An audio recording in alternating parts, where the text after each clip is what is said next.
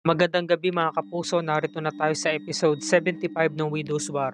Wala na nga mapagtaguan tong si Aurora no, dahil nga nasundan nga siya nito ni Rebecca at talagang papatay na nga talaga siya. Samantala dumako na tayo kina George saka kina Sam.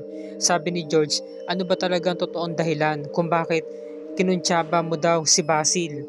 Sabi ni Sam no, sige na George, gusto mo ng katotohanan? Sasabihin ko.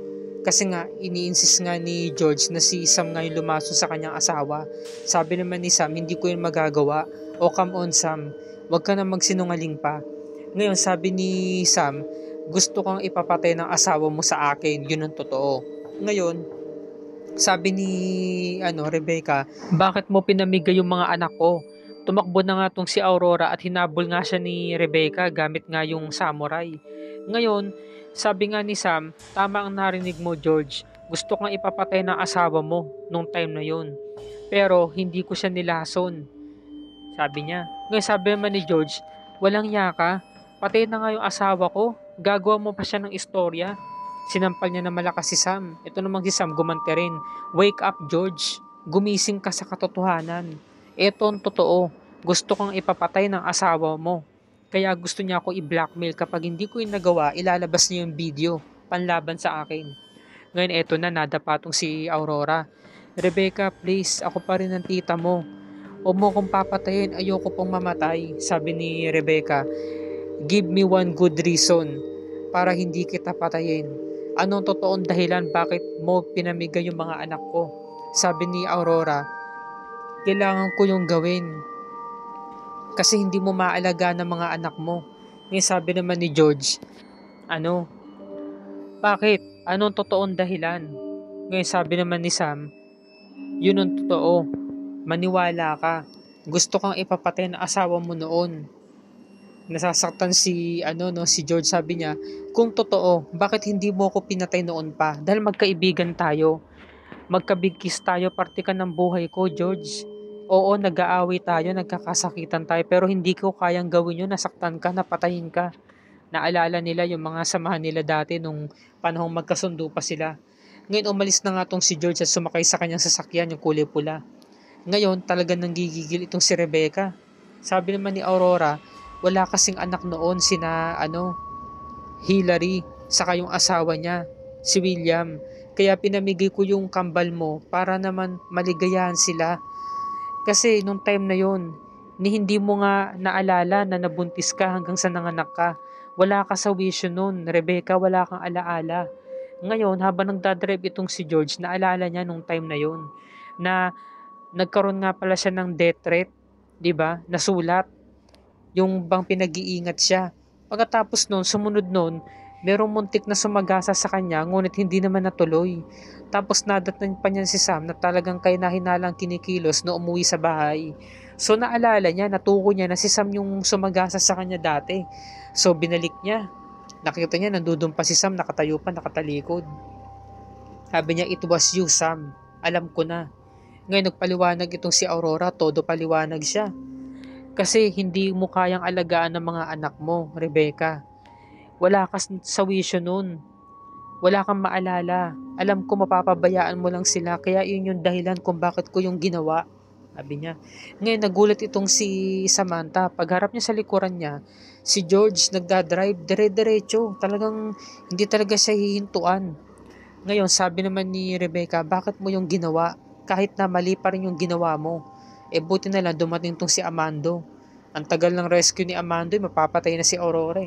Ngayon, talagang dinerecho ni George yung pagmamaneho, talagang tutuluyin niya si Samantha. Iba naman kasi nangyari kay George talagang tinuluyin niya si Samantha Buti na lang dumating itong si Jericho, alisto talaga tong taon to Ngayon nung sasaksakin na nga ng samurai ni Rebecca tong si Aurora, hihiwain na napigilan ni Amando, nagkalabanan sila. Nasipa si Amando sa maselang bahagi ng katawan ni Rebecca kaya siya tumumba. Ngayon, nung sasaksakin ni Rebecca si Amando, naunahan siya ni Aurora dahil kumuha si Aurora ng base at pinukpok ito sa ulo. Ngayon, nagulat itong si Samantha sa nangyari. Hindi niya sukat akalain na magagawa yun ni George. Sabi niya, George, walang hiya ka? Talagang itutuloy mo yung pagpatay mo sa akin? Sabi ni George, gumaganti lang ako. Alam ko na, Sam, ikaw yung sumagasa sa akin dati.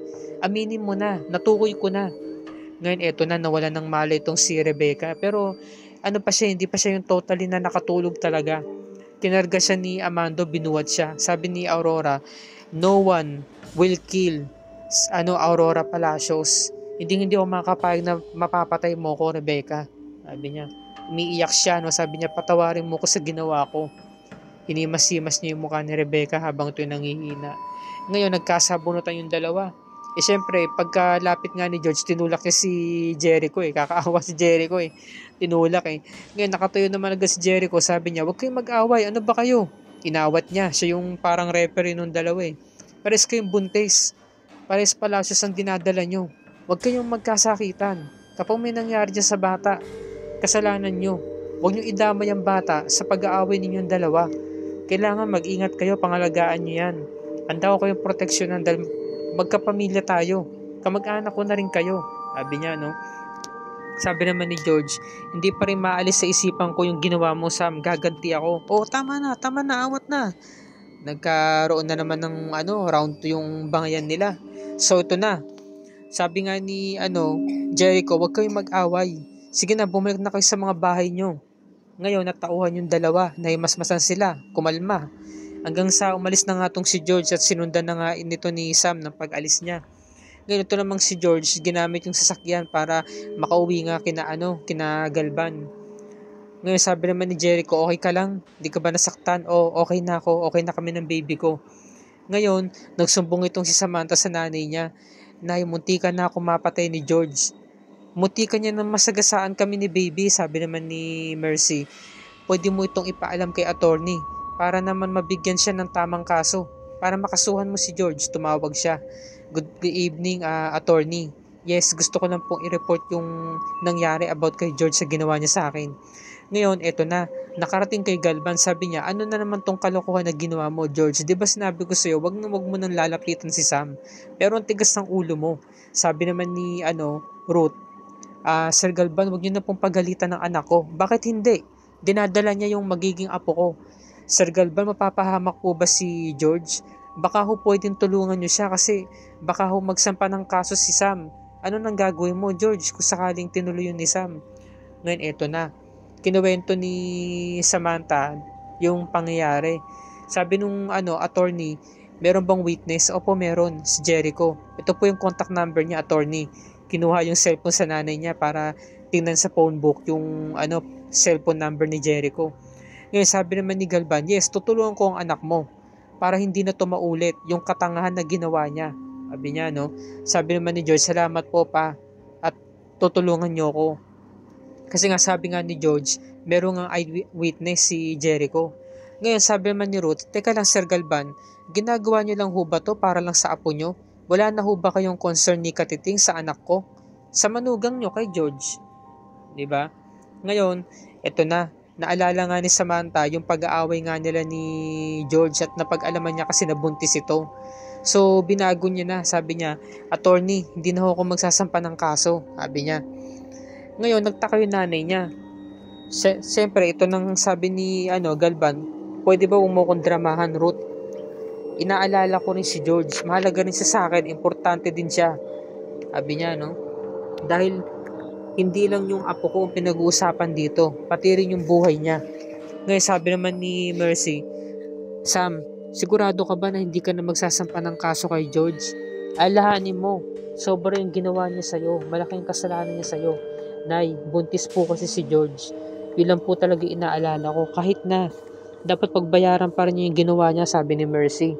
Ngayon, eto na. Sabi naman ni Galva, lumapit siya kay George. Basta, George, huwag na matigas ang ulo. Ayoko nang maulit pa to. Naintindihan mo?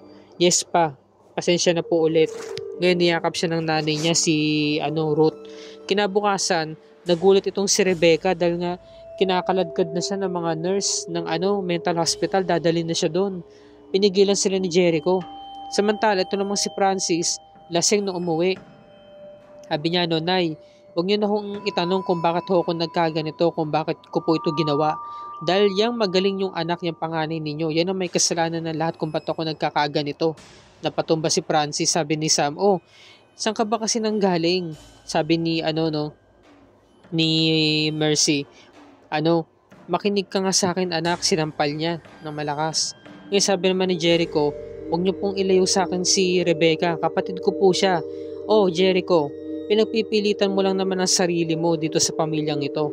At sino ka para pigilan ako? Wala kang karapatan na gawin yan, sabi ni Jericho. Ma'am Aurora, nakikiusap po ako sa inyo.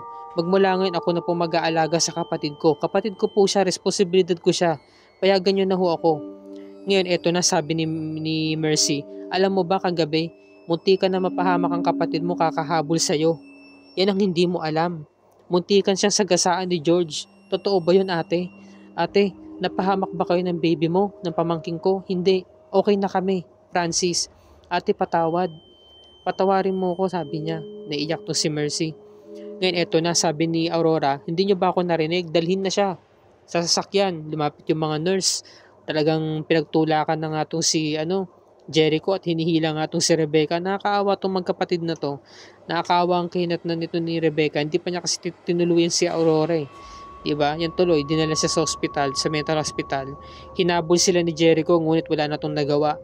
Ngayon, nakita ni Amando yung mga marites na katulong, nagchichismisan, sabi niya, anong pinag-uusapan niyo dyan? Pinag-uusapan niyo si Ma'am Rebecca? Hindi ho, Sir Amando.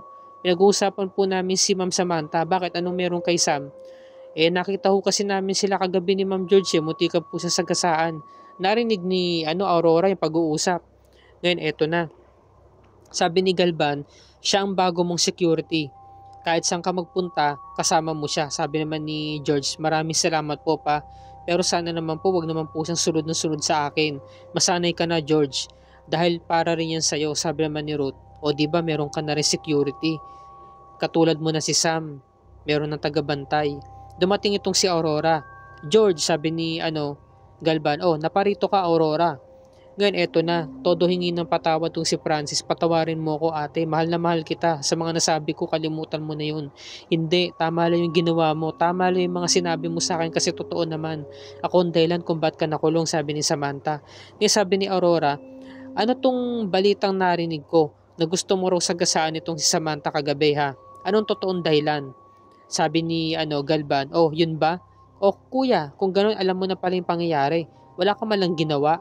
Sa bagay, mas gugustuhin mo mapahamak yung dinadala ni Sam pati siya para nga naman kayo na lamang ang matira dito. Yung apo mo kay George saka yung anak mo, tama? Sabi niya, sana nga tuluyan na nga talaga nasagasaan ni George si Samantha. Kuya, damn you, sabi niya, Joke lang. I'm just kidding, Aurora. Masyado kasi seryoso. Alam mo kasi, gumaganti lang daw tong si George kasi napatunayan niya na si Samantha daw yung mismong sumagasa sa kanya noon pa pero wala namang matibay na ebidensya, no? So, yun yung nangyari. Umalis na nga tong si Aurora. At dito na po nagtatapos ang review ni Rica para sa gabing ito mga kapuso.